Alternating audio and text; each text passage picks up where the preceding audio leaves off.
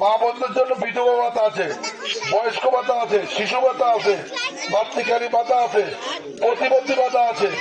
এগুলা কি আপনারা পান? এগুলো পান না। তারপরে জেলে কার্ড আছে, ওগুলো পাওয়া যায় না।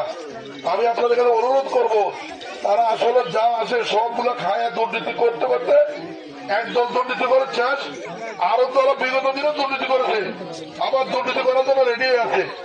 আমি আপনাদের কাছে অনুরোধ, আপনারা সবাই আগামী দিনে আমরা আপনাদের সন্তান, আপনাদের ছেলে, আপনাদের বাইরে বলতেছি, আমাদের দ্বারা 1 টাকার দুর্নীতি হবে না, 1 টাকার অনিয়ম হবে না। এবং আমি বলতে চাই, আপনারা যদি ইসলামের পক্ষে, কোরআনের পক্ষে দাঁড়িপাল্লা ভোট দেন, আপনারা কি কি কারণে সবের বাকি হবেন? এই দেওয়ার কারণে আপনারা আল্লাহর পক্ষে দিচ্ছেন, কোরআনের পক্ষে দিচ্ছেন।